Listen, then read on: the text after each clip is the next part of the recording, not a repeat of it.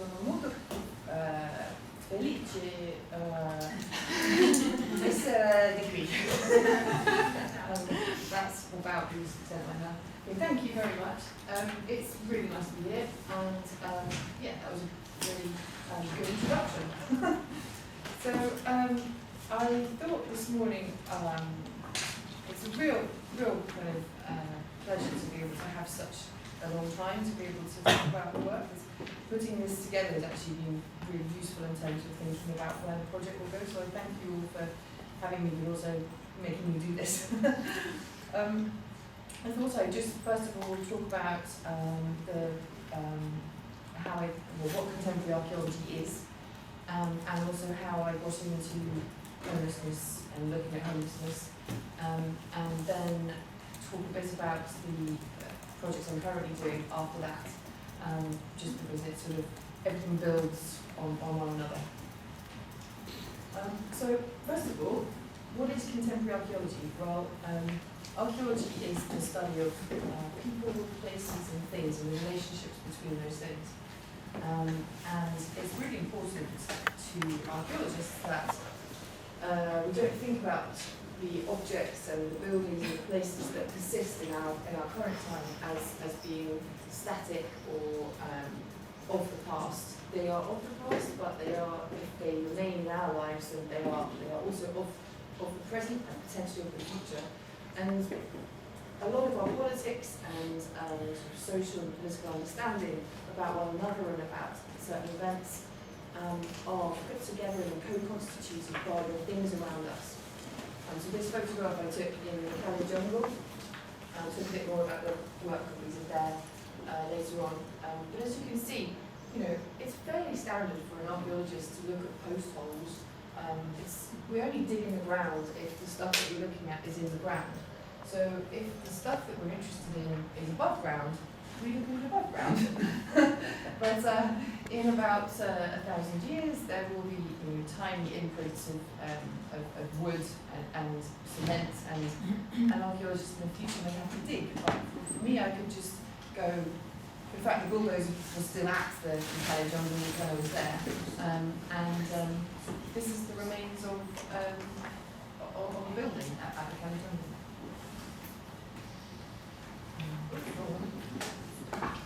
Contemporary archaeology came from Bill Rachael, who this is Bill, and I never got to meet him, but I wish I had. He was really quite incredible. In about 1973, he started this project, the Tucson Garbage Project.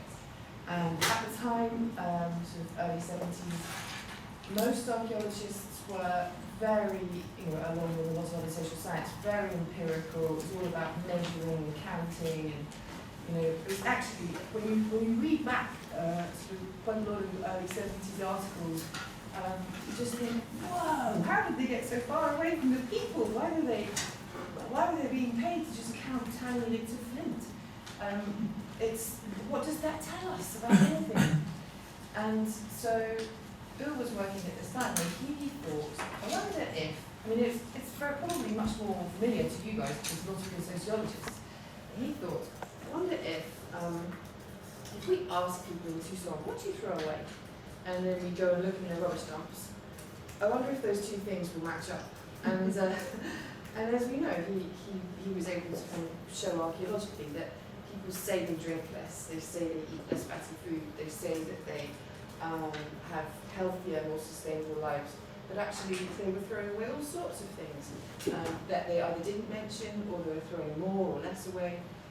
So he was using this as a way to, first of all, make arguments about sustainability and duration and the need for thinking about waste, which obviously now is a huge topic, but he was really pioneering in that sense.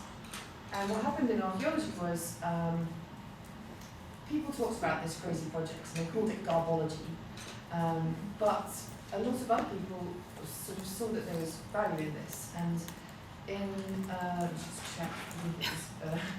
basically in the early 80s, there were two books, but one in particular was edited by Bill Schiffer and Philip Gould, and they kind of coined this idea of we could potentially do an archaeology of us, which was then critiqued for a few years. Who is us? Who are we? You know, are we black people, white people, poor people, rich people? What is an archaeology of us?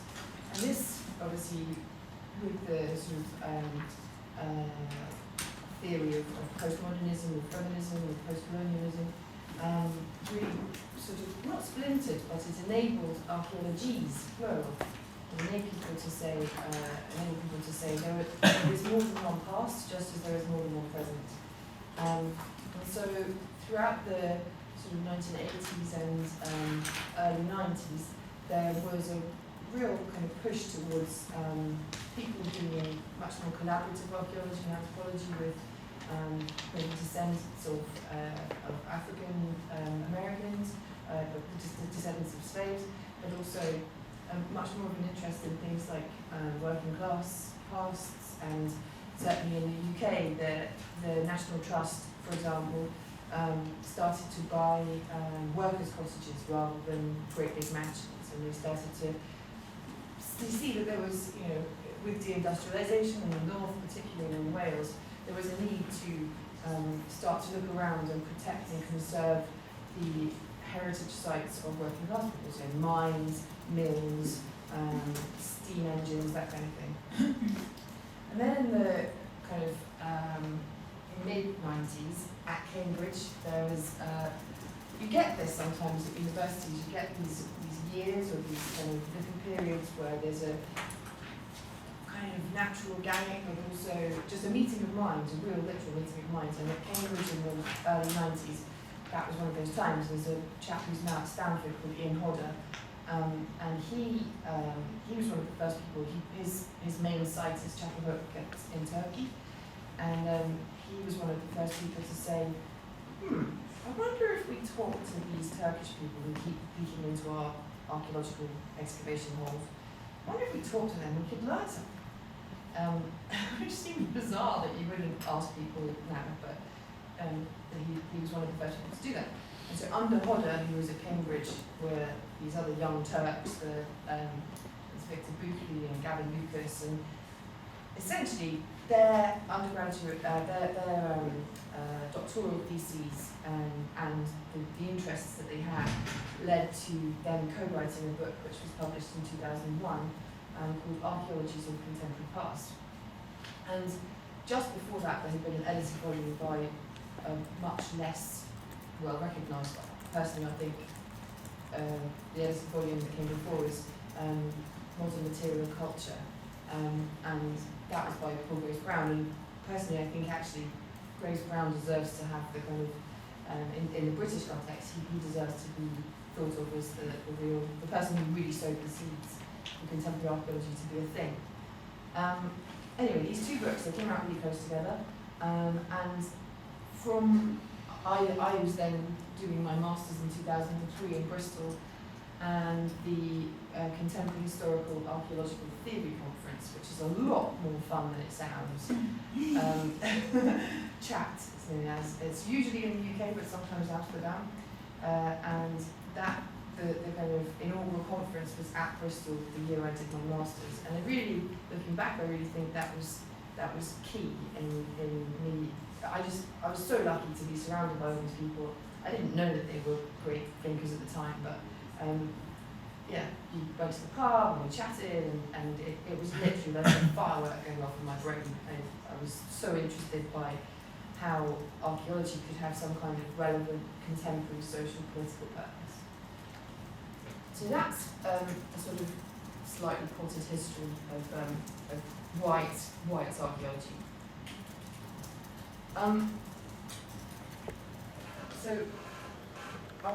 This is probably going to sound a little bit of a diversion, but it's important to explain the background of the Homeless Heritage Project. 2004, I finished my masters, and I went off into the world, and I went back to the BBC where I had been working as a journalist because they paid me. And I was skint. And but I like this firework that had gone off in my brain was really present with me, and I was looking around, I was looking at the world completely differently. I was looking at the world thinking, you know, why does the National Trust not mention slavery in this house. This whole big house that people are walking around being told, look at this beautiful staircase, it's made of teak. You know, it was hand carved, hand felled by who? You know? So I was really annoying my editors because I just kept going to them saying, what's about slavery? What's about colonialism? What's about feminism? And they said, Rachel, just make programs. People don't understand all this stuff. I was desperately trying to find ways to apply the theory and the sort of perspectives that I had learned and get that into popular culture. And it was a funny time because I was cycling down the main street where I lived. And Bristol, if you don't know it, it's a funny city. It's really hilly. And at the top of, there's a very posh bit called Clifton and Redland, and it's terribly nice, 18th century, and you know that's where the slave owners lived. And then it's very steep city, so the city itself, the old city, is quite beautiful with lots of architecture from sort of medieval days right the way to modern things. But it's still very segregated in terms of demographics. So where I lived was sort of, you go down the hill and go back up the hill a bit, and I lived just out of the city. But within a mile of my house, there's real proper inner city deprivation. And a bit like lots of British cities, or European cities, you can live in one place and people read The Guardian, kids eat well, people go on 2 holidays a year, and then within half a mile, people can't read. And then, you know, half a mile again, and it's all terribly nice again. And I'd be really interested to hear what people think about that in terms of sociology, because I don't really understand how it works, except for the fact that it tends, in our country anyway, to be about the size of houses and the availability of schools and parking. Anyway, I was living in this kind of nice but rough around the edges area, right next to an area which is it's become known as Stokes Croft, although Stokes Croft is really just an 800-metre long street. But the croft has characterised the area. People talk about the croft. And it's right next to St Paul's, which is an area that had lots of, well, it's an area where most of Bristol's Afro-Caribbean and African communities kind of live in this really tight concentration. And that's partly, well, there were lots of riots between very white police in the 80s and mainly then an Afro-Caribbean community. It's kind of known as a dodgy place, but that is partly a racist construction. Although people do get murdered there, so it's tough. Stokes Croft, on the other hand, was a very white place traditionally, and a very affluent. It used to be the main shopping street. Anyway, I worked with the BBC and cycling down Stokes Croft every day, and I was getting crosser and crosser and crosser because all these big advertising hoardings were turning up saying, you know, buy this flat for only €299,000. Like, no one around here has money like that. It's crazy. Why? And there are these big smiling faces with people smiling at their taps. And I just thought, you know, what we need actually is smaller, more affordable housing, smaller, more affordable shops and business kind of places where people can have business, and schools and libraries and hospitals and better public transport. And I felt so infuriated. And then I happened to bump into a friend from my master's who said, I'm going to the council house because the council are going to knock down this big old Morse house, Victorian building, right in the centre of Stokes Croft. They're going to knock it down and build luxury flats. And it was just one of those moments. I kind of said, do you know what, I'm coming too. And so I went to this meeting, and it completely changed my life. Because I went to this meeting and I just, my knowledge about heritage legislation and my kind of personal fury at what was happening with, this was just before the crash, it all just came pouring out. And then afterwards, this man came up to me and he said, I just started a kind of community arts project, stroke, rabble rousing. It's sort of partly squatting, partly art, partly trying to reinvigorate the community, which was very poor.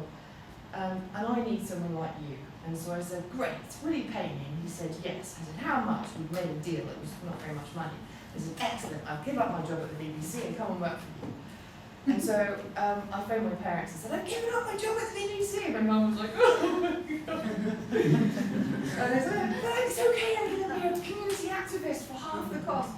And she was just distraught. But I was really happy, and it was, financially it was a terrible decision because I ended up so poor that I had to rent out my bedroom in my flat and live in a van outside. But you know what? That was an experience. Anyway, that all led to me coming to know a lot of homeless people. So just before I kind of get into that bit, I thought I'd show you a map because I like maps.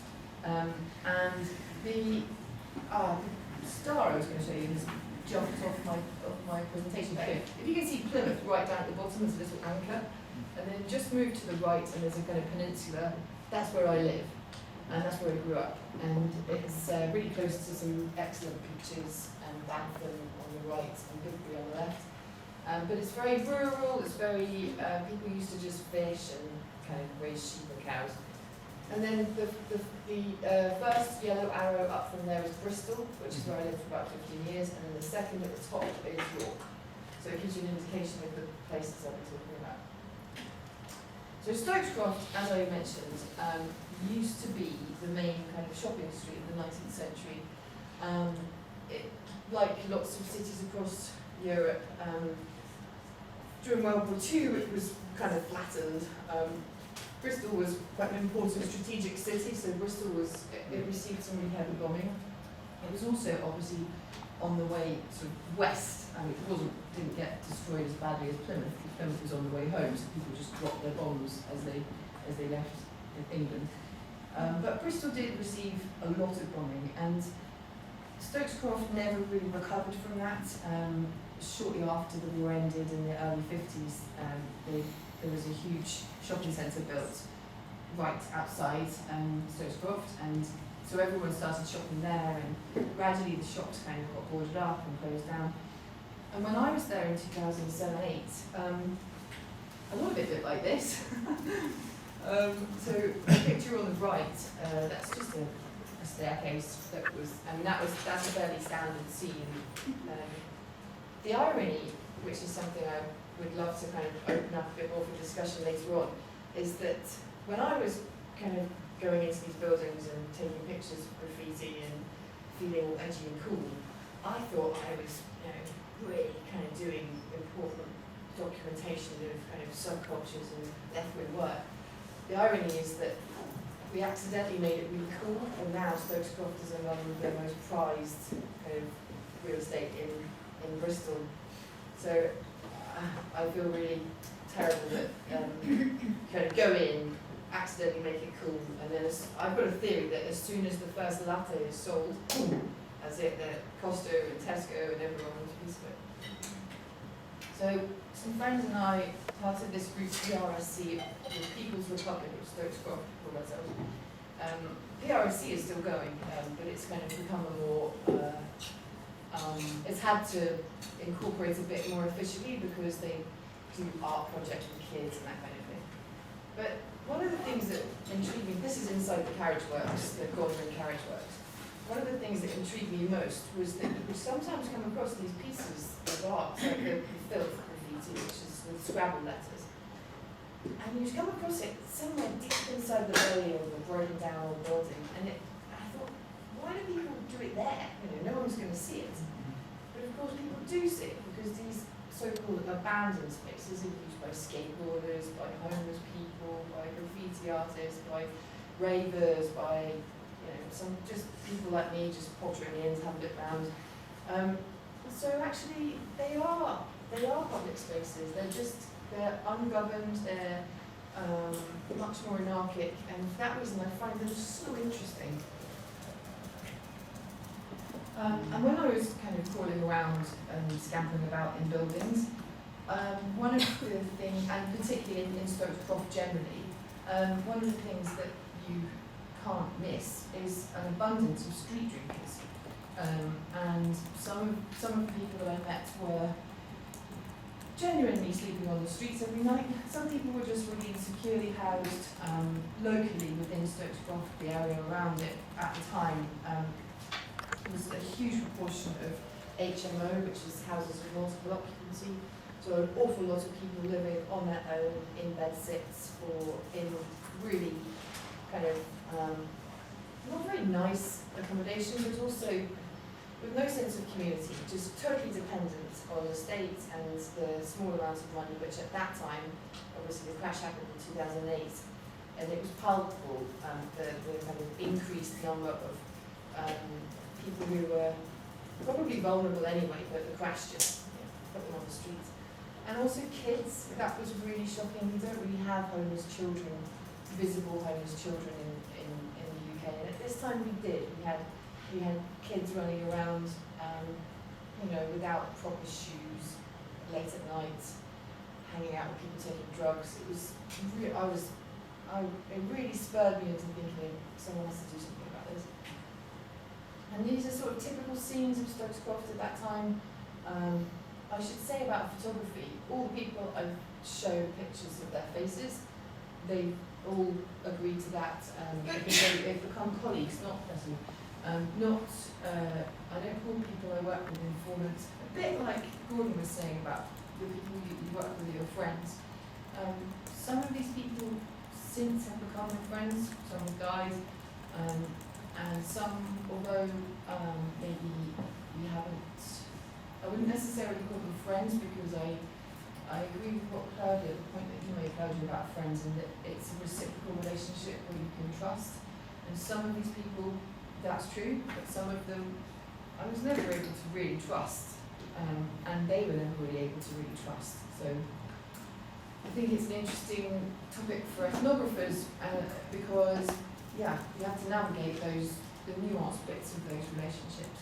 But as you can see, it was a pretty poor place with a lot of alcoholism, a lot of drugs, and generally speaking, you would see the police booking people for drinking. And it was really, I have to say, I take my hat off to Bristol Police because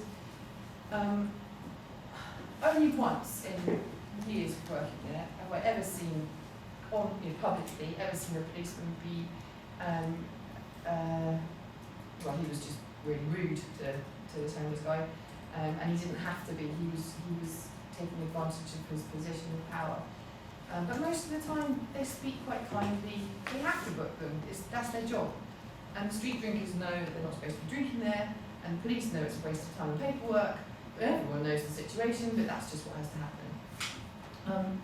And then at the bottom left, that's Jane and her dog Patch.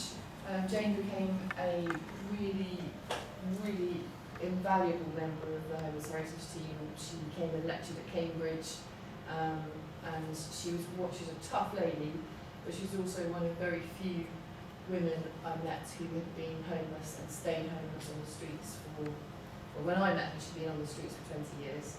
And sadly, I don't know what happened to her. I don't know where she is, and it's I find that really hard, actually. I try to stay in touch with her. But yeah, you can see there's a lot of problems.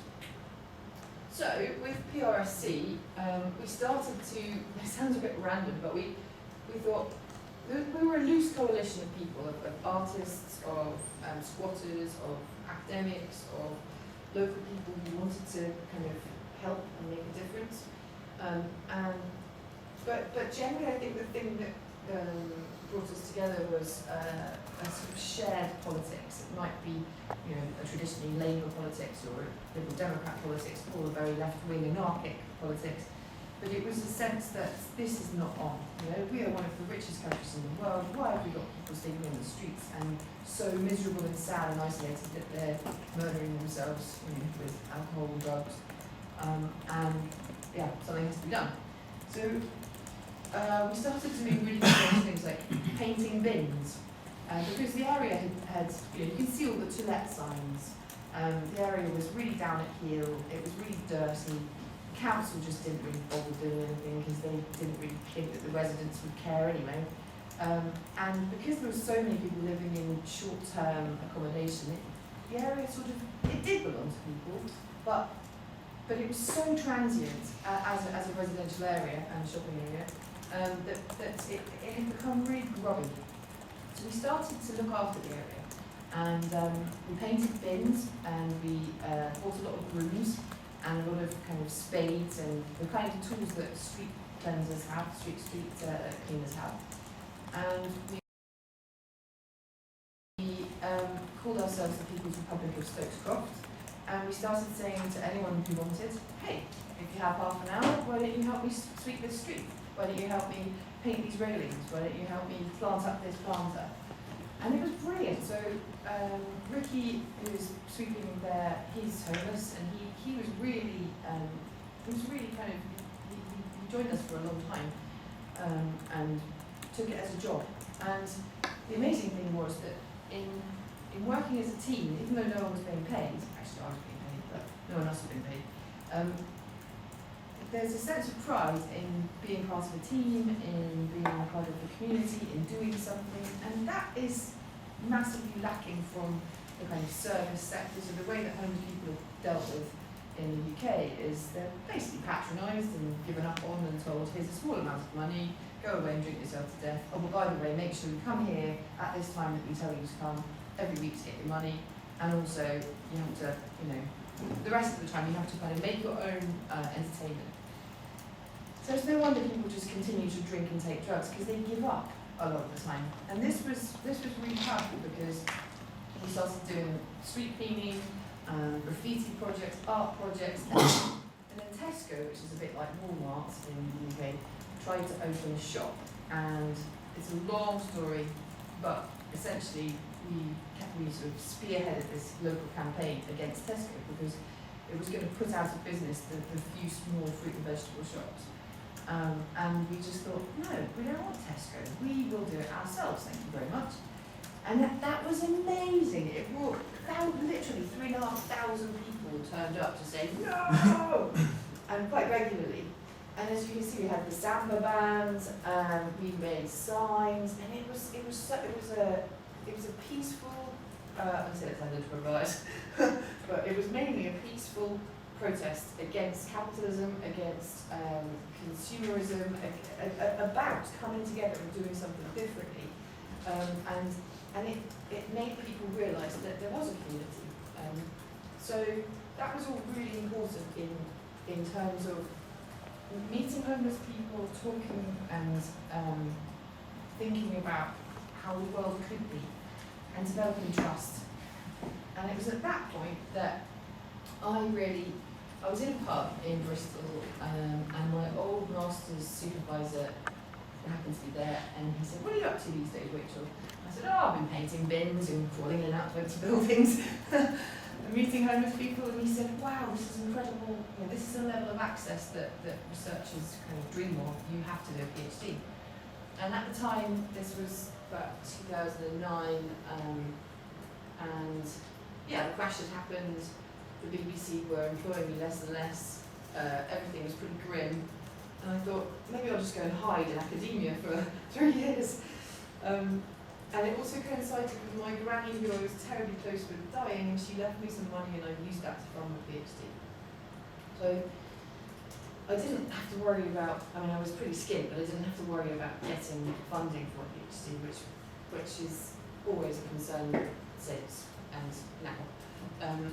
But it meant that I could just study this thing. As long as the intellectual ideas were accepted, I was able to study this thing for 3 or 4 years.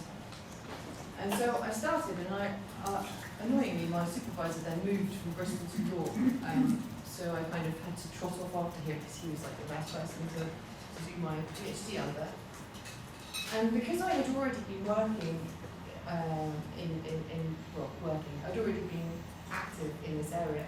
Everyone knew me, everyone knew my name, they knew who I was, what I was, and they were happy to talk with me. So I started by asking, is anyone, of my homeless friends, colleagues, is anyone interested to do an archaeology project? Like if I set one up, will you work with me? And various people said, oh, what? And some people said, I'm not digging up homeless people. And I said, no, I'm not digging up homeless people. I had to explain what heritage, like why there is a heritage of homelessness. Everyone has heritage, even if it's filthy, dirty, uncomfortable. It's still a heritage. It's still your culture. It's your sociality and your culture. And so gradually some people said, yeah, I'm interested in documenting homelessness, or I know something about homelessness, or interestingly, a lot of homeless people identified with, well, they wanted to tell me the history of homelessness in the area. So they located archaeology, very much a historical discipline.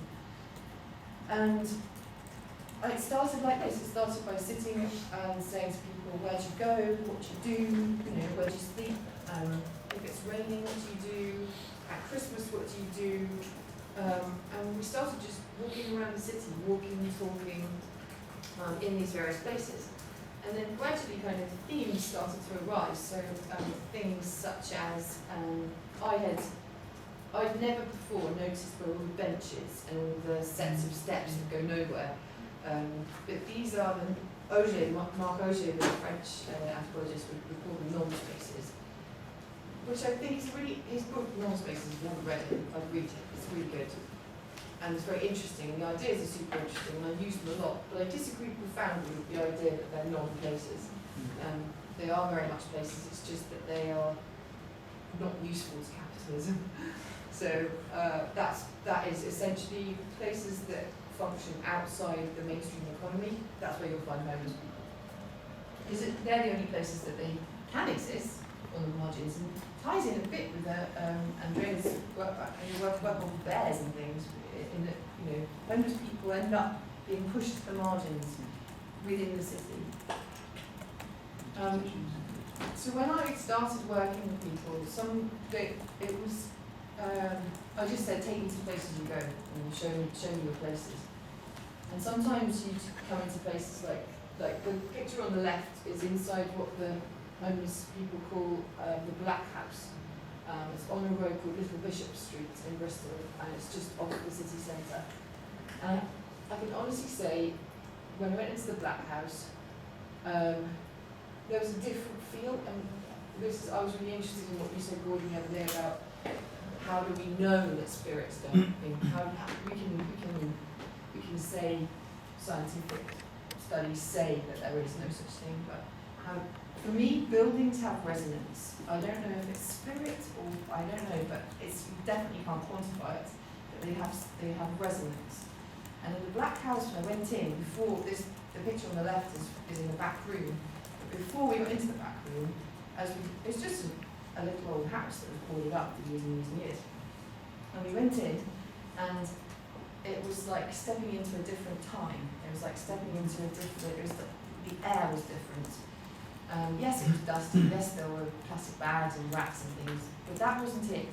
There was something profoundly sad and isolated about it. And in the back room, there was this chair with the chair faced the only window, and all around us, needles and heroin or needles and tinfoil that had been used to smoke and prepare heroin, and these blankets and. The guys that took me in there, they knew the man who had used this space, and he had died, not long before, several months before, not in this space, but somewhere else. But it was his space, and before him it had been another man's space. And I said, "Why do you call this the Black House?" Kind of thinking I knew, but I wanted to know. And Paul said, "Well, people come here to die." He said, "If you take on the Black House, it's like you just come here to die. You give up." And come in. And that was a really important place for them in terms of remembering members of their community, but also it was an important time for me because I suddenly realised that, of course, like the rest of society, there are hierarchies within the homeless community, and some people want to die more than others, essentially. So it was really important. Then there were nice places like Andrew's River Skipper. So Andrew, when I first started working with him, was called Smiler. And you'll see why, because I'll show you a video in a minute. But he was called Smiler. He'd been known as Smiler for about 30 years. That was his kind of street name. But throughout the course of the project, he was really a key person, and I dedicated the book to him because he kept me safe, and he became a really true friend, and you can trust him implicitly, but he looks terrifying. So he has had an interesting life. But yeah, this was his space, and these are his words. I haven't changed any of this at all.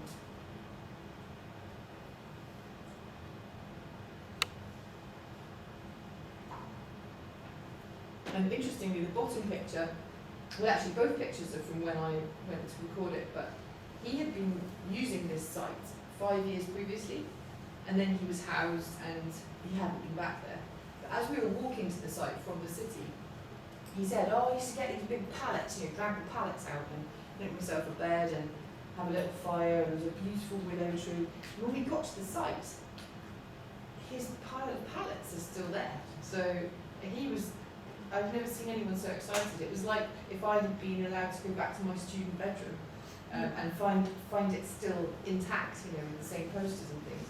And he was like, wow, I've still got the pallets and my tree is still there, amazing. And the rest of the area had been really very much developed in that time. Here's another site, the dungeon, or the homely dungeon. Jane always says that I called it the homely dungeon, but I didn't. She called it the homely dungeon. But it's a fascinating place because it's right in the city centre, underneath what had been a medieval abbey, or the ruins of a medieval abbey. And in the bottom picture, you can just about make out. We went to record it in autumn, and they had slept there the winter before. So there's lots of leaves and things. But Jane was able to point out 2 beds, and then in various nooks and crannies in the wall where she put tea lights to make it more friendly. And when we were peering down through these metal grills, which is a real feature of homelessness in the UK, where in the Great Wisdom our government recognise homelessness as a problem and invest a huge amount of money in metal grills and locking people out of spaces to build more houses. Jane would look down through these slots and become quite animated.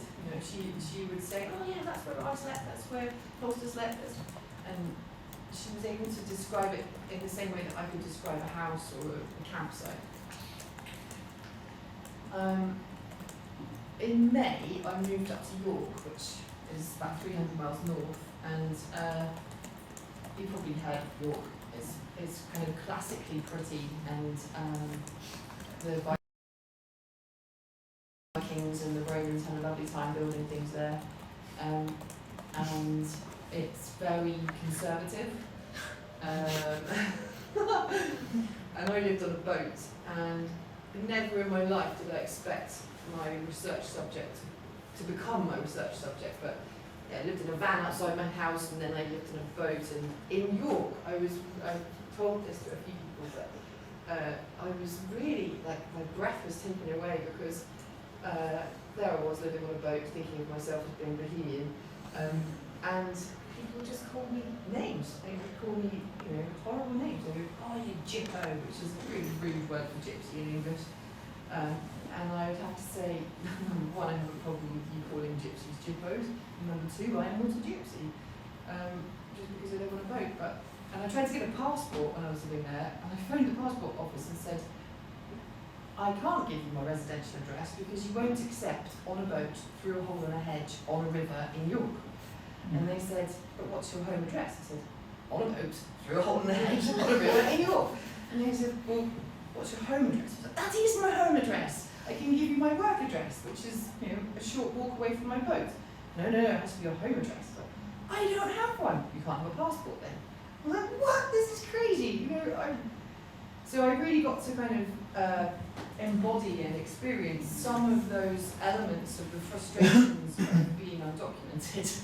I mean, just a tiny scratch the surface kind of sense, because of course I could just go home to my parents in Devon, or I couldn't rent a house in York, it was too expensive.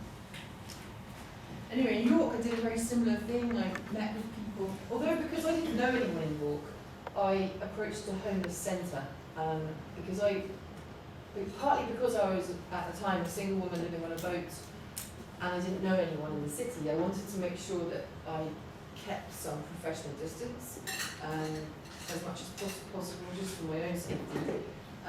But I used a very similar methodology, and this is Jacko you'll see these metal grills. This is what the UK government does. It recognises homelessness as a problem, and it just spots places where people take shelter and locks them out of it. Again, Jamie's place, which is behind the back of the Greg's, like a bakery in central York. And he lived there with Greg's, the bakery, perfectly happy because he left the space clean and tidy. He pretty much lived off baked goods that were thrown in Greg's bin. But the manager of Greg's was not unhappy with him being there, and when the council turned up to block it off, they said they were doing it to keep his bins safe.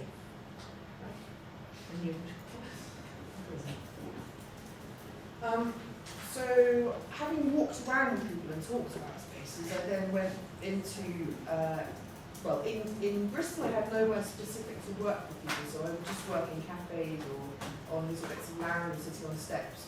And then in York, I was able to use this really nice homeless centre called Arclight, and they let me kind of run workshops there. So we would draw maps and try to remember where we had been, and then also plot things like, we were trying to find themes, or at least we were overlaying people's routes and then identifying where were spaces of care, where were spaces of friendship or socialising, where did people find food, shelter, and it was really interesting in terms of York because actually homeless people tended to go outside the city walls, which is traditionally kind of what the walls were built for.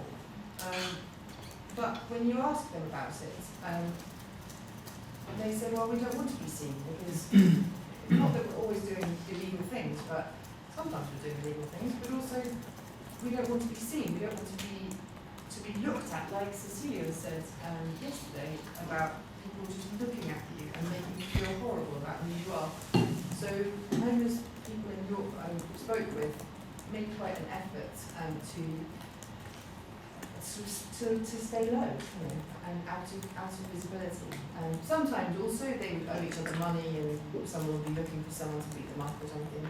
And York is full of snippets and alleyways, priest holes and that kind of thing, so it's a really easy place to get lost and to not be seen. The other thing that was really interesting about this was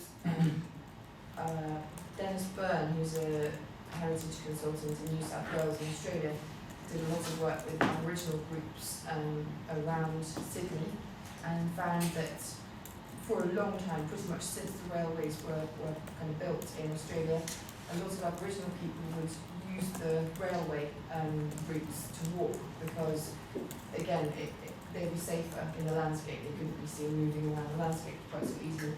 So I think this theme of visibility, invisibility, and belonging and not belonging, they're really important. And when you're documenting these things with people, the ethics about what you show and how you map things is really tricky. In Bristol, there was one case where I did a popular talk to a bunch of kind of people interested in homelessness, and I happened to mention that there was one particular phone box on City Road where people would often make a call. It was a drop call, so they would make a call, it would ring 2 or 3 times to another phone box, and it was part of a kind of pattern of ringing drug dealers. And the next day, the doors were ripped off all the phone boxes. And I discovered there was an undercover policeman in the audience, and so I can't make the link definitely, but it's a funny coincidence. So going back to Bristol for a minute, we made these maps and we found out kind of where were homeless places and decided to do an excavation. And Turbo Island is just this tiny little tract of land, but it's where a lot of homeless people sit. So we excavated there, and we did a very similar project in York at a place called the Pavilion. I think this is where the video game. There's a short video. There we go. Look at it.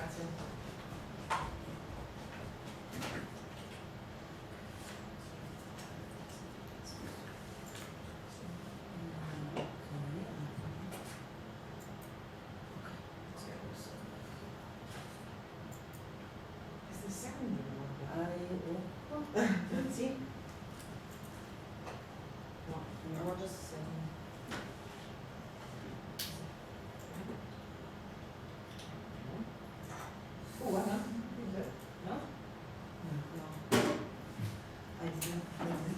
You just did. No, we could try. Stokes Croft, Archaeological, known for its displays of I think it will be very annoying. Stokes Croft, Central Bristol, known for its displays of street art and street drinking. Not for its archaeology, but this little grass square known as Turbo Island has not only been chosen for a dig, the local drinkers are being recruited as the archaeologists. Is that like the archaeology with lack of technology? We're here with just trowels and peoples, you see. We're going to dig down, see what's to be found when we go down into the underground. The whole bloody idea is the brainchild of urban archaeologist Rachael Kiddey. We use archaeology to find out about Romans, Victorians, medieval people. So why not apply archaeological theory to homelessness and see what we can gather about social exclusion and marginalised lifestyles? So Rachel's brought together a team of experienced archaeologists, students, and anyone else who wants to join in, especially if they live on the streets. It's quite interesting because basically the archaeologist gives us, like people from the street, something better to do than just sit down somewhere and just getting pissed, for example, you know. And it's quite interesting, you can learn some stuff. Everyone knows they won't be digging up the next Tutankhamun. The question is really whether a handful of street drinkers can be at all useful in the world of archaeology, or will Rachel's idea just sink in the mud? I'm just really glad that I chose to make archaeology of homelessness in Bristol my specialist subject, not something in the Caribbean. The three-day dig is being funded by the Council for British Archaeology. And whilst this all-inclusive approach is extremely unconventional, the weather is doing what it always does. One of the things that we didn't expect was the fact that the bad weather would actually be a discouragement, simply because people can't get clean. There's nowhere to go to clean off, dry off, and so on, if you're homeless. So that's been the reason why some people have decided not to get involved in the actual digging, because they've got nowhere to go afterwards to wash. It's a real breath of fresh air, actually, working on a site like this, which is so undisciplined and uncoordinated. And it's so unlike anything I've done before in that sense, and it's great, I think.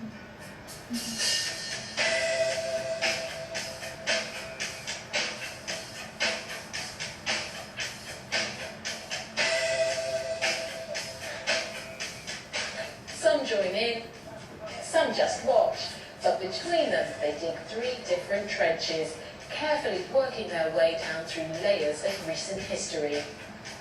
That's 1901 Edwardian penny coming out of this layer now, so I'd be happy to say that the bit we are currently digging is just before that.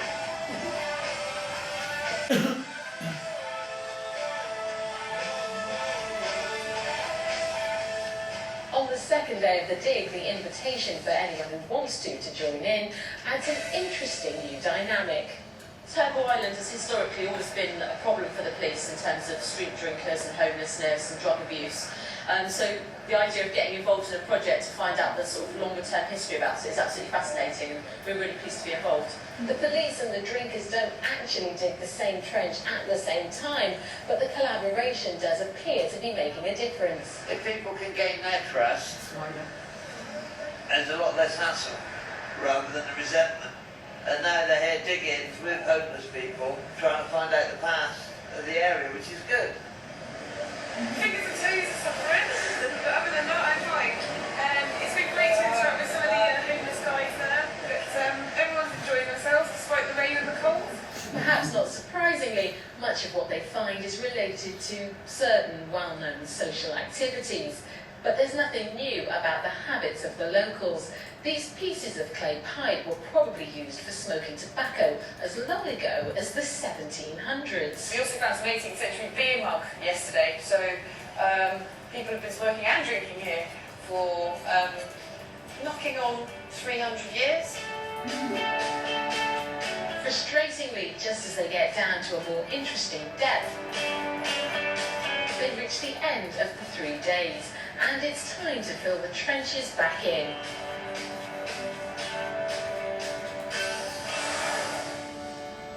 But the job's not over yet. These may look like bags of litter, but they're now artefacts and they need to be cleaned and sorted. Although Bristol University is only a short walk from Stokes Croft, culturally they're worlds apart.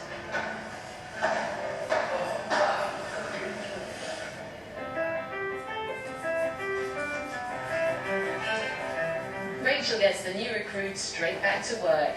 They have to scrub everything clean, being careful to keep the finds from each layer of the dig separate. I think people will definitely learn about something about the history of Stokes Croft. You know, how it was ages ago, what it was, why it was. You know, I think people will learn. I don't know if they will learn from this stone stuff even. There is a lot of what you and I might call rubbish here, but below a certain depth, they're finding what seems to be the remains of a house that was destroyed in the war. When we dug down this, found an ash layer where the building was burnt to the ground, and these things will actually come out there, and you've got bits of window glass, clay pipe, a little bit of shell. Yes, quite surprising. Hi guys. Nothing really good here. If anyone can help to interpret historic objects, it ought to be the Archaeology Department's very own Mark Horton. This is a bit of mocha-ware. And these patterns, which looks as if they're beautifully painted, were actually made by a sort of combination of tobacco and urine that was put on the surface, and it created these spiral designs, these sort of radiating designs. It's called mocha-ware, and it's was a standard beer mugs of the 18th century. Mark knows the historical stuff like the back of his hand, but when it comes to the more recent artefacts, it's the street drinkers who turn out to be the experts. We have a sterica, right, and drug services provide them to homeless people so they can put the heroin up or inject it, rather than use the bottom of a tin can, right, which has got loads of ink on it. Yeah, which then creates contaminated injection. Bristol do not issue them, right. So it's come from outside Bristol. So it's evidence of incidents of migration of homeless people. Yeah. Isn't that fantastic? Yeah. They've been teaching Mark Horton, Bristol's most eminent archaeologist, about the finds. He was genuinely interested and honest about the fact he had no idea what he was looking at. That, to me, is the point about this whole project.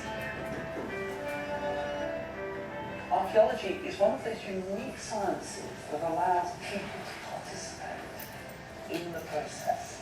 And that participation is such added value, like we've seen here, but also enables the archaeologist, the academic archaeologist, to understand what they're finding.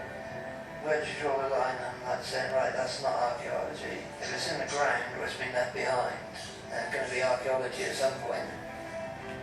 Whether it's like a day later or whether it's like 500 years later. So do you consider yourself to be an archaeologist? Oh yeah, definitely. I'm a homeless archaeologist. Well, I would say this is one of the most important archaeological projects that's currently going on in Britain at the moment.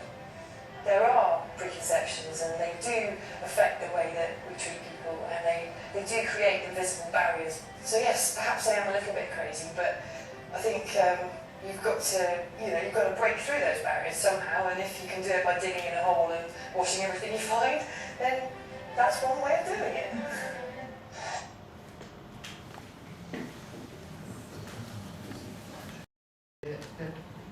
The point in working with people is you can gain expert knowledge. And in York, when we did the excavation in York, somewhere I have a clip of it, but I won't try and play it because I'm conscious of time. But one of the, again, working through cleaning the finds with homeless people and students.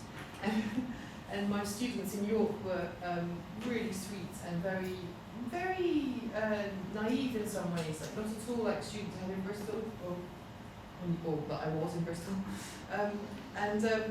We found a Coke bottle, like a Coca-Cola bottle, with a hole burned into it and some gauze, and Navid, the student, was washing this bottle and washing the gauze, and he said, "Oh, that's interesting, it's got a hole in it. And the homeless guy took it, he said, yeah, it's a bomb. And Navid said, what's a bomb? I was just like, this is hilarious, because the student doesn't know what a bomb is, and the homeless guy was explaining how you kind of put these bits, you know, the gauze together and with a rubber band, and then you can smoke pot or crack or whatever. But it was really funny, and it made me think, if that person was not a homeless person, if that person was, I don't know, like someone from, say for example, the tribes we were talking about yesterday, if that person was from deep in the forest, and it wasn't a bomb, we were talking about medicine. This is why this kind of collaborative anthropology, archaeology really matters, because when those people are gone, that's it, that knowledge is gone. But that student was weird, right? Yeah. Most students in Europe know what bombs are. No, actually, it's a funny place. It's a very funny concept. People who love York are very conservative, and I think a lot of students do know what bombs are. But yeah, so one of the things I found super interesting about the find, this is a kind of mishmash slide of things we found in Bristol and in York. And one of the things I found interesting was best before dates. So if you're doing contemporary archaeology, imagine you have layers of, it's written down. You know, you don't have to say, oh, this is a 1901 penny, or this piece of clay pipe was probably made in 1872. You can actually just look on the back of the packet and say, crisps from 1990, whatever. And so it was a really useful way of being able to link the use of the site with spikes in homelessness. And again, as well, in terms of themes, I mean, I expected to find a lot of wrinkles and things to do with smoking. We actually didn't find, in York, we found no evidence of drug use whatsoever, which was interesting, and possibly because people were doing drugs in other places, but also I think that the provision at the time when I was working in York had been really good. There was a huge problem. The north of England suffered deindustrialisation very harshly, and so by the time I got there into 2010, there had been a real push from about the late 90s to try to address problems of drug addiction and at least bring it inside and medicalise it a little bit. But one of the saddest things was that we found kind of very long use of things like benzodiazepine and anti-anxiety drugs and drugs you take if you're miserable, lots of antidepressants. Of course you're going to be depressed if you live on the street. So we found the packaging going back to the pretty much when those drugs were being used by the homeless population. And a long legacy of that being the way that homelessness is approached. I've got about 20 minutes more to talk. Do you want to arrange it? 15 minutes more, yes. We can stay 22 to 20 minutes too. Okay, well, I don't have, I mean, I could, yeah, okay, I'll talk about this and then maybe I could continue after the break if necessary. So my current, that was homeless heritage. And then my current project is migrant materialities. Actually, I did have, I did have a whole load about the Architectures of Displacement project, but I think I've downloaded the wrong PowerPoint. Classic error. Never mind. This project is my British Academy funded project, and essentially after my PhD, then I was fortunate to get. I was working for a funder called the ISRF, and they had a part-time postdoc called Architectures of Displacement. I was just one of the postdocs on that project, and in that project we looked at refugee shelter, specifically refugee shelter in 6 different places, and I was working with architects and anthropologists. And then off the back of that position, I was lucky enough to get a British Academy postdoc, which is this project.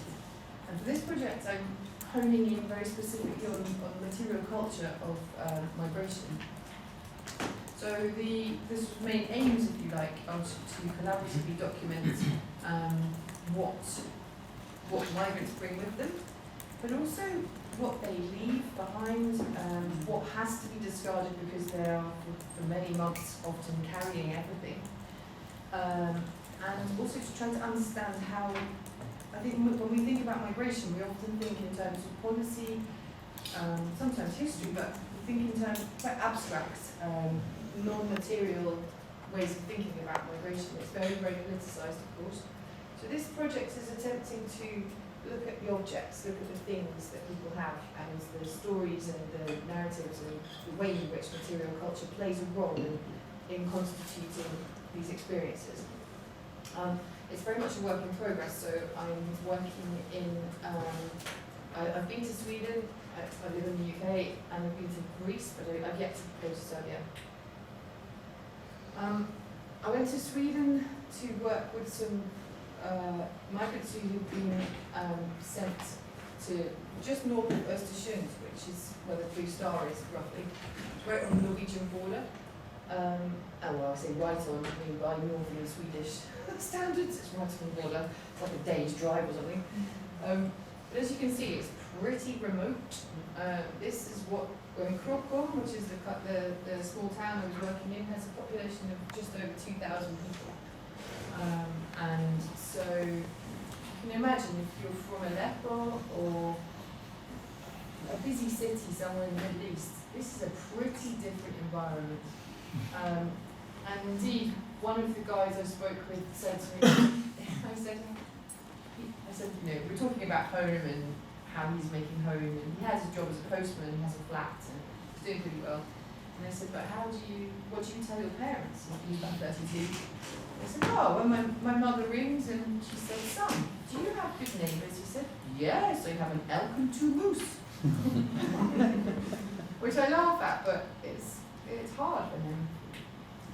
So my method of engagement was, I approached the Municipal Migration Service and I said, do you mind if I invite all of your clients to a tea party? Because the Swedes love fika.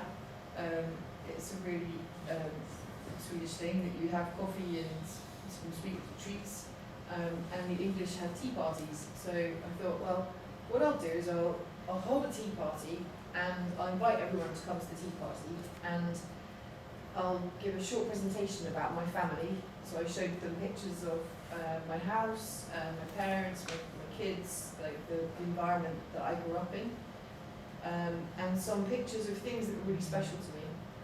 And I invited everyone to come to the local church. Were really sweet. They said I could use their church to do this. So I invited people to come, and maybe they wanted to dress in some special clothes or bring something that was important to them, or perhaps they would just like to come and talk about what things mean. And I wasn't sure how well it would work, but it worked really well. I don't know exactly how many people turned up, but maybe 40. And they're from 8 different countries, and they're all living in this really snowy landscape. So that led to me being invited back to people's houses, and it was just the most incredible experience, to be invited into people's houses that maybe they've only been there for a few months. A lot of them didn't speak Swedish yet. They were learning Swedish, or they were waiting to learn Swedish. Some of them spoke English, but I had to use a lot of translators. But even so, every house I went to, people were so hospitable. There was lots of, I put loads of weight on because I literally would go from house to house to house and sort of, massive spread of cakes and dates and deliciousness. And sometimes things took a long time, like the Eritreans, they make coffee, and it's all about the ritual of sitting for hours shaking the beans and cooking the beans, and which was wonderful, but also in the back of my kind of very European head was like, oh, I'm going to have to reschedule all the things I was supposed to be doing this afternoon. So yeah, I think in terms of ethnography, it was really important because we shared food. One of the things that is kind of robbed, that migrants are robbed of, refugees are robbed of, is the ability to be hospitable, which when you think about the types of countries that are producing refugees, it's a massive part of the culture, to be able to make coffee, share tea, cook for people. So this was a really nice way to get conversations started. And then sometimes at the time, but sometimes later, I would go back to people's houses and I was able to ask people, well, what's the types of things that you still have, either from your country or things that are special to you, things that you, through which you maintain your political, social, personal identity. And it's been very moving. As I say, this is right at the beginning of my research, so I don't really have any concrete things to say about this, but I can tell you some of the stories. So in the top left is a diary page from a journal by an Afar man who was one of 17 boys who, on a rickety boat, found their way across to Saudi, actually, where they were then imprisoned because there's no way, there's not, Saudis don't really do humanitarianism. And they were imprisoned for, I think, 3 years, and then he got the letter that he'd been phoning and writing to the UNHCR saying there's 17 of us, and we're, some of us were under 18 when we got here, and we need to be housed somewhere. And he got this letter saying you will go to either Norway, Sweden, Denmark, or Germany. So this is the journal page, which interestingly is written in English. And when I said to him, why is it written in English? Why is it not written in Afar? He said, because this is important.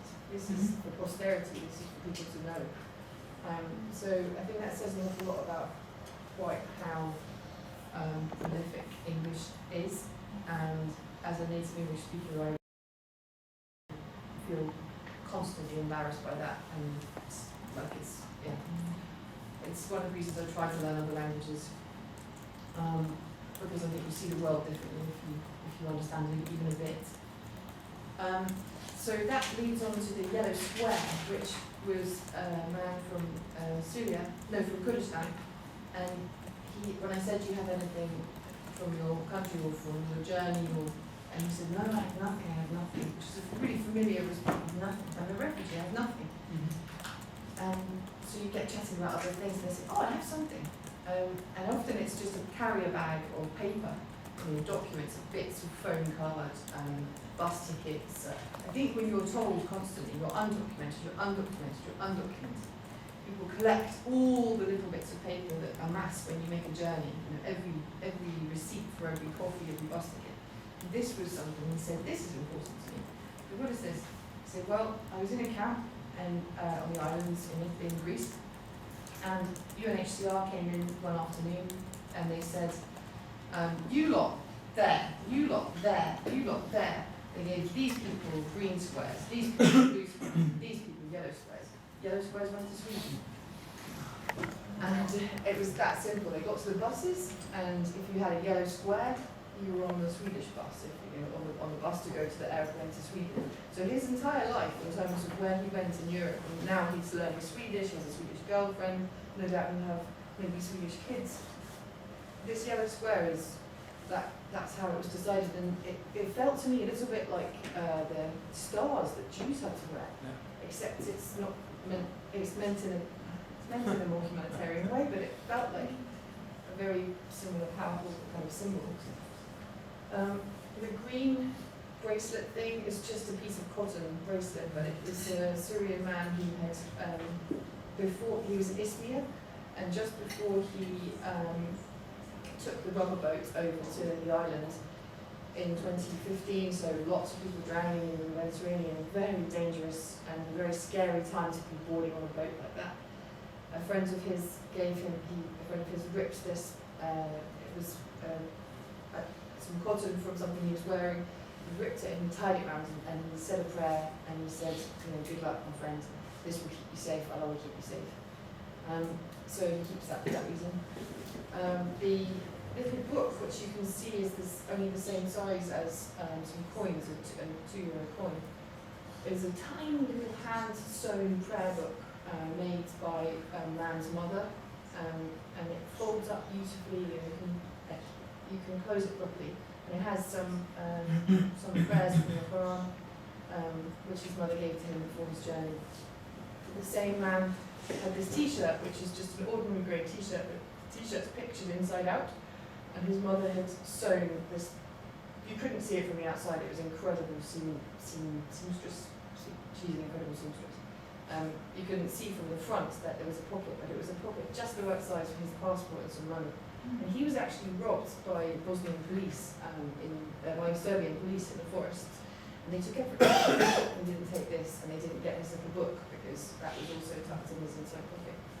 So this has led me to think about an archaeology of care, how we care for objects, but also objects care for us. And then I forget the name of them in Arabic, but on the bottom right, these are tools you use to core aubergine and core courgette, zucchini. And so the first picture I showed, my title slide with the really snowy landscape, these are in this kitchen. And I said to the lady, I said, do you have anything from Syria? And she said, no, we have nothing, nothing. And then her husband got home from work. We were just chatting and playing with the kids, and her husband got home from work, and I asked him. He said, yes, you do. You have these things. He said, you have those. And she said, oh, yes, I do have those. And I said, you carried these? Because they walked from Italy to Denmark, and then took a train and said, we're illegal. And once they got to Sweden, they wanted to get to Sweden. Her sister was there. And anyway, I said, why did you bring these sharp, long tools? And she said, because I use them every day. I core aubergine and zucchini with them. And I said, okay, so they're everyday normal tools in Syria. She said, yes. And I said, well, do you still use them? She said, no, they don't have aubergines and zucchinis here. But on a more serious point, these are now, these will be handed down to her daughter, and these are now really important objects of family heritage, not just ordinary tools. So it's those sorts of, the way in which the meaning of objects changes, that's one of the things I'm interested in. This is the group photo of all of us, well, not everyone I worked with, but some of the people I worked with. And I think it's really important to kind of try and immerse yourself and understand as much as you can about what affects people. Not just ask them about what your specific project is about, but try and understand, things like the language difficulties or the problems people have with transport, or the ways in which that kind of local politics clash with culture. The more you can understand, and the more you can kind of integrate and see things from people's point of view, the better your working will be. Shall I take a break there and then talk about Athens after the break? Okay. I'm sorry not to be able to squish it. Okay. I think there's lots of time for talking as well, so we're all talking, not my talking. So back in Athens, this is the start of I went to Athens for my the Architectures of Displacement project, and then because I'd already made really good contacts in Athens, and I kind of knew the lay of the land, I knew the spots, it made sense to also lots and lots of refugees and migrants in Athens. So it made sense to go back there, but from a kind of lessons in ethnography point of view, I would really, the better know, like Gordon made this point and so did Cecilia, that the better you can, the more you can know your participants, the people that you work with, the more that you can turn up and say hi to people and you know how things work, the better. You just make your own life easier, but you do better with ethnography as well. So this is Contemporary Warehouse, which is 3,500 square meters. It's what used to be the Olympic, it was the 2004 Greek Olympic Stadium, and the Contemporary Warehouse was the basketball stadium. So you can see in the top middle picture quite how big it is. That's a fraction of that. And when I went to volunteering here a little bit, just kind of, essentially I used volunteering in this context as a form of currency.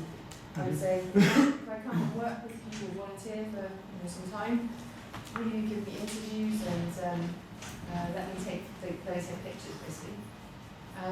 and it seems, I think, more and more that as academics, sometimes people assume that because you're an academic, you have some kind of God-given right to poke around and ask questions and be given access to things.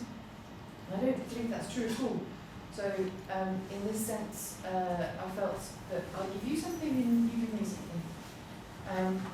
That kind of reciprocal relationship is important, and it affects the type of research you can do. Contemporary, when I was there, looked a bit like the bottom middle picture, which this is essentially this is a place where if you have donated clothes to refugees, to the European refugee crisis, it's very likely to have gone to Contemporary. This is the central distribution site for absolutely everywhere in Greece, including the islands, including all the squats, the whole of Greece. Anything related to refugees in Greece went here and got sorted entirely by volunteers. So it comes in bags, in boxes, and it can be food as well. Some of the companies around have donated food. I don't have the exact figures of how many, but obviously there's thousands of migrants and refugees who are being fed and clothed entirely from this place. When I was there, it was facing eviction because it's on the old Olympic site, and some, I think it's Saudi money, essentially the Olympic site has been bought and it's going to turn into luxury flats and a marina. Because that's what we need in Greece, we need more luxury marinas and luxury flats. So they didn't have anywhere to go, so when I was there, part of my job was really just to try and sort anything that might be useful. So we sort through pairs of shoes. It's funny, like some people donate to refugees and think, oh yeah, they'll need one shoe. No, they won't need one shoe any more than you need one shoe, probably. They had all sorts of weird things like wedding dresses, a beekeeper's suit, roller skates. Anyway, this is the type of place that from where thousands of people are now being clothed and fed. One of the squats that we took food and clothes to was in the central Athens called Trento School. I'd actually been to Trento School squat in 2017 when it was a much scarier place. In 2017, it was, you can tell the squat's a bit dangerous if you can just get in without having to talk to anyone. You just go to the door and say, you don't even have to say hi, you just turn up and go in, and then you think, well, there's kids living here and security's not great, no one's asking who I am really. But also in 2017 it was there was a lot of people trafficking, and people were very much at risk from, young people were very much at risk from abuse and trafficking. When I was there in 2019, it was a much safer place, they definitely asked who we were. It was predominantly Syrians and Kurdish, but some Pakistani people as well. And I went in with a chap who was doing voluntary maths lessons for kids. And he introduced me to someone he knew, and then he introduced me to his wife. And these pictures were taken. It's kind of funny because it was a school, we were all sitting around on these tiny little primary school children's chairs. Syrian culture is such that people give you things, and I didn't want to take, these people have nothing, they don't even have showers or hot water, they don't know when they're going to be, or if they're going to get their papers, and the food was running out because Pampa Warehouse was their sole provider of food, but they insisted on giving me someone a portion of coffee, which was very nice, and I tried to say no thank you, and then realised that was actually worse culturally, so I sat on these tiny chairs and drank coffee, but yeah, in terms of ethnography, I think one of the things that came out very strongly from the 2019 fieldwork in Athens is that, and I count myself kind of among this, that there's a problem with hipster humanitarianism. Like, Athens is a cool city, it's a nice place, there's lots going on, but it has a real problem with hipster humanitarianism. There's lots of well-meaning people in their 20s, you know, having a gap year, and they go and help refugees and go in squats and get cool stories, and then they, in the evenings, they don't have anything to do with migrants or refugees. They just party and... Are there local people from Athens? Or No, well, international? not so many. There used to be more Athenians involved, but it's when I was there, lots of British, Spanish, German, Dutch, some Italian, very well-meaning, but I'm deeply uncomfortable with it, and I don't yet know how I'm going to write about it, but I'm going to have to write about it because it's one of the things I found. And I don't want to annoy the people that have helped me and given me access. And you know, like for example, the chap who was teaching maths was a black sheep in that he would get up in the morning. He used to live in Bristol, and then he was in the supermarket one day and said, "I hate my job. I hate this country. I'm going to go to Athens and be an anarchist." So he went to Athens, and he's a maths teacher by training. So he's an exception because he gets up in the morning and he goes to the squats and he says, "I teach maths," and people say, "Yeah, teach my kids maths." So he does the British curriculum with kids pretty much all day, every day, and then he goes and drinks beer and has a party. But I respect his way of working because he's not affiliated with an NGO, but he is using his skills and talents, and he's actually taking children through proper programs and teaching them in a way that when they do, if they do finally get to school, perhaps they'll not be quite so far behind. Anyway, so that's, in terms of being reflexive and critical, like I say, I don't yet know how I'm going to write this paper about hipster humanitarianism, but I'm going to, and probably everyone will hate me when I do. There are all sorts of practical issues. If you're working with, like for example here, we had a lady who had photos on her phone that she really wanted to give me, but she had no Wi-Fi, so we had to try to kind of work out how to connect my 4G to her phone, and that was using Kurdish, Arabic, Greek, and English. So the languages, not just of us, but also on our phones. These are the kind of levels of practical problems you might come against. And these are the photos she wanted to share, and these almost brought me to tears, except for the fact that I pinched myself and said, "It was so ridiculous. If this lady isn't crying, you mustn't cry." But she had these photos on her phone, and she said through a translator, she was telling me very, passionately in Kurdish, and through someone else who spoke Greek, and then someone else could speak Greek and English. She told me that her husband worked for the police in Kurdistan, and he came home one day and said, "They tell me I have to go north to fight ISIS. We have to go. If we don't go, they will come to our house and they will kill us." So she had 2 hours, and she had some friends who'd already fled, and her friends who'd already fled had said to her on WhatsApp, "Take pictures because you're never going home." And so she went around the house taking pictures of everything that mattered to her. And I think it's so, if you think about the pressure this woman was under, she took a picture of her deep freeze, which I fully understand. She and her husband's bed, their sitting room, her child's cot, her blender, and her matching saucepans. And I think it tells you a lot about what was important to her, about preparing food, about love, about family, about home. But it also, when she was telling me and she was sitting there, she said, "I had a nice house with things, and we had air conditioning, and we had, and then she's sitting there with, as she said, "Now I just have one pair of flip-flops given to me. I'm a beggar." She's not a beggar, but, that's how she feels, and I could really identify with that. So another plea from me would be to try to kind of be embodied when you do ethnography. So, as I said earlier, I tend to offer to volunteer, or even if I'm not volunteering, if I turn up somewhere and there's refugees, there's always something to do.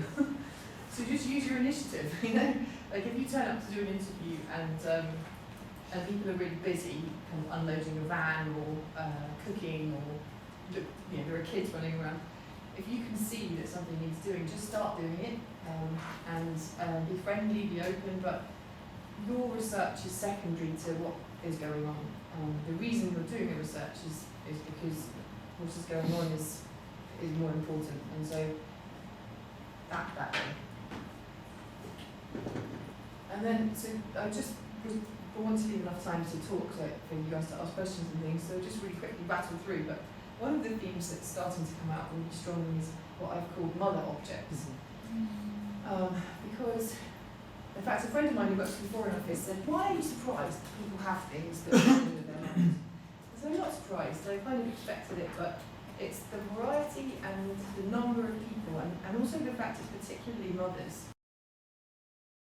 Some people have things that remind them of fathers as well, or fathers rather than mothers, but very strongly it's mothers. And I think as a mother, I feel it from the other side, because for all of these objects, somewhere in the world there is a mother who probably won't see their child again.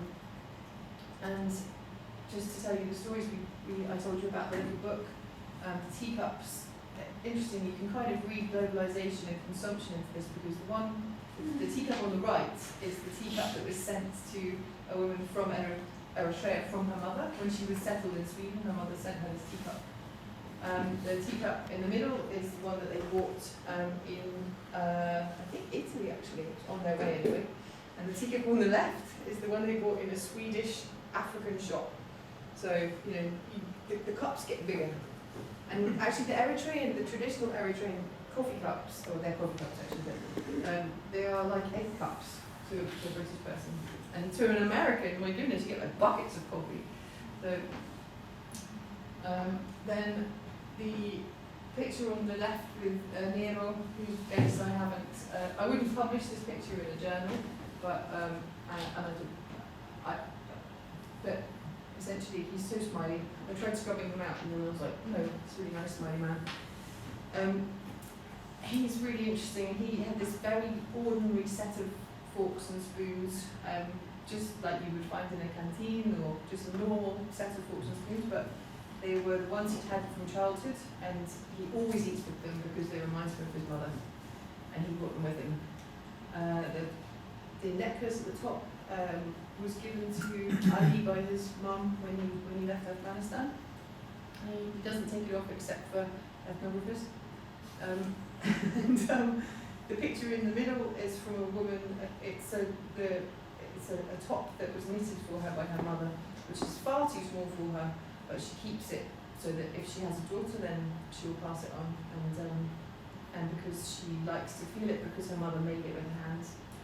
And on the top left is this really just a long piece of muslin, but an Eritrean woman was sent a parcel by her mother, and in the parcel was a traditional jebra, they call them, the coffee pots. But it was a kind of like a what's it called? It wasn't a useful one. It was like a statue of one, just a decorational gemina. And Megde said to me, she said, I took this, and I was like, I don't actually want this gemina. Like, yes, it's traditional for Eritrea, but it's not that important. But the muslin that it was wrapped in smelled of her mother, and so she keeps it, and she keeps it. She took it out of this kind of plastic carrier bag, let me smell it and let me look at it, and then she wrapped it back up really quickly and puts it back in the cupboard. So I don't keep it out too much, because sometimes I just go, and it's my mother, and so she kept the wrapping, not the thing, not the gift, which I think is interesting. And then just two more. The little thing, well, there's a Farsi tattoo, which I forget exactly what it says in Farsi, but translated again, when I had it translated, it made no sense. But essentially, it's a Farsi poem that means mother and father, you're my mountain. And the man had it, as you can see, it's a pretty fresh tattoo. He had it tattooed as soon as he got his papers in Athens, and he knew that he would be living in Greece. And the other little thing in the man's hand is tiny. It's like maybe 2 centimeters.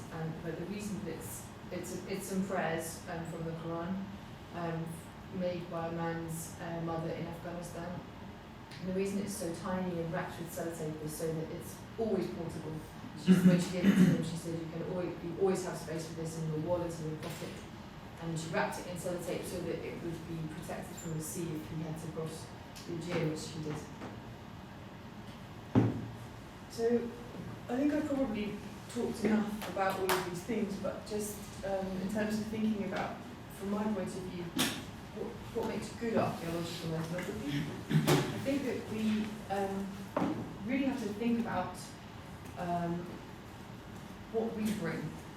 That's been said before by other speakers, and I'm sure you've all read it a million times, but it's really more difficult to do than you think sometimes.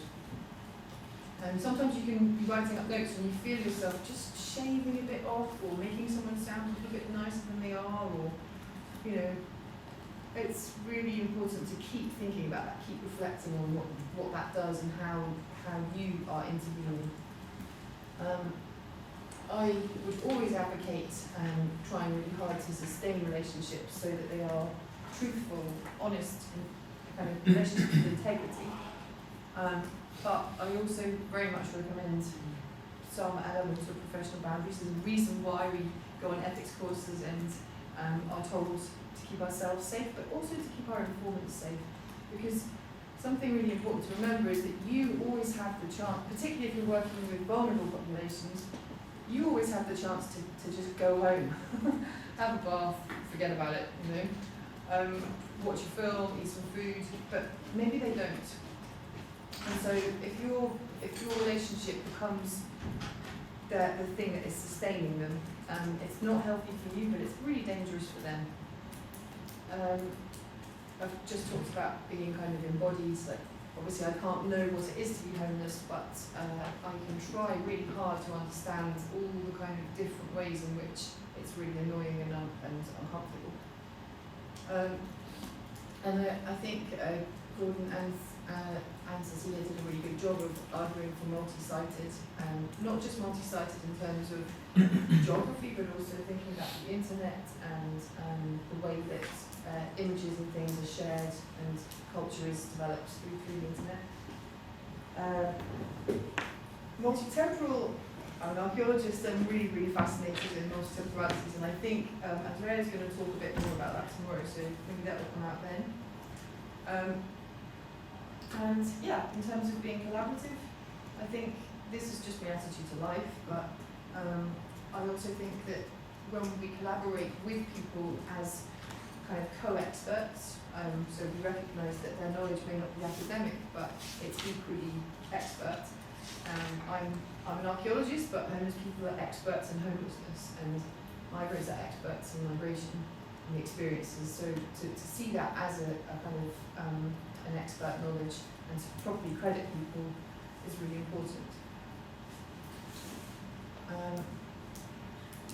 I'll leave that, but that's when I was thinking about how do I demonstrate, what do I mean by multi-temporal. I mean that there are lots of different layers of time. So I talked about this slide earlier, and it's within it, I think you can see that there's, for example, the street that this house is on is called Little Bishop Street, which is a reference to the cathedral, which is, time, layers, and different cultures and different groups have different experiences of it.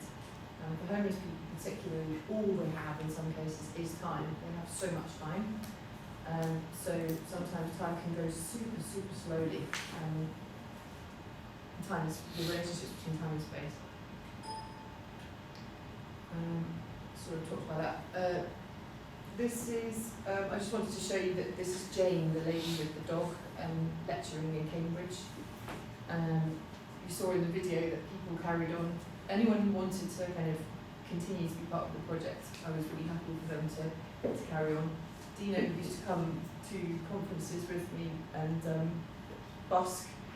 And this is Dan and Ruby looking at maps in York, in the public record office in York. And if you have a woman and a homeless man looking at a map made by a wealthy white man, you interpret it differently. Outputs and dissemination, really important to think about how the research that you do is going to reach people and the types of people it will reach. So we can maybe think about that bit in the next session. I did 2 public exhibitions, and the one on the left, far left, we spotted a building in order to hold an exhibition in Stokescroft. And we invited local magistrates and kind of public figures, and which was hilarious.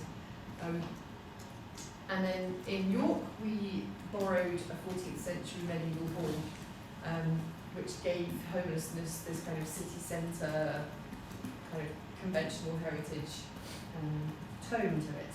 And it was great kind of packaging homelessness and drug addiction as heritage in the 14th century hall in the centre of York. We attracted people who didn't think they were interested in homelessness, and some of them said, oh, you know, this has really changed my mind. Now I see homelessness and addiction from a different point of view. Yes, that's the point. The third picture is a comic strip. To my knowledge, I don't know, other people might know, but to my knowledge, it's the first peer-reviewed academic paper that's a comic. So we drew a comic, but it was then peer-reviewed and published in the Journal of Contemporary Archaeology. And the reason we did that was so that we could print off copies and give it to homeless colleagues who couldn't necessarily read. And then there's a picture of my book, which is a shameful plug. Please buy it for your libraries. So this is my to-do list. I'm going to obviously do some fieldwork in either Serbia or possibly Hungary, possibly Turkey as well, hopefully if I can get some more money. I've just got some money to do a collaborative workshop where I'm going to bring refugees from all 4 places I'm working in Europe to Oxford for a week, and so we'll present finds from all those places together, and we'll interpret them together, and then turn that into an exhibition in Oxford, which, if I can get some more money, will then tour back to all the locations I did fieldwork in, so that those associated kind of communities can intervene. We're writing a book, and we're going to write a policy briefing document, and then the last 2 are slightly tongue-in-cheek. I'd like to replace humanitarian aid with actually being human, treating people as humans. I think humanitarian aid is just a legacy of colonialism. And the last one, that's really important. And so this is my final plea. This picture is the beach near my house, and that on the left is me with my eldest son. And I think when I go down to the beach, it reminds me to check my privileges in everything I do. I would add to this list of checking your whiteness, your able-bodiedness, influence, heteronormativity, maleness. I want to add to this list, this is kind of for me and Daniel, whether you're a native English speaker, because the world is being interpreted in English, and increasingly, if you don't speak anything else, or if you're not fluent in anything else, and I'm not fluent in anything else. I speak terrible Italian, I can understand more than I can speak. Same with German. My French is dreadful, but I can understand it. And I'm trying to learn Arabic, but that's like being a child. But the reason I'm trying is because, it's really evident, particularly in academia, that you have the world is being interpreted in English, and I think it makes a massive difference. And one of the ways in which we can counter kind of British, American, Anglo imperialism is by having the respect and taking the time to learn our people's languages, because it's much richer that way, and we miss things if we don't. That's that. Thanks so much.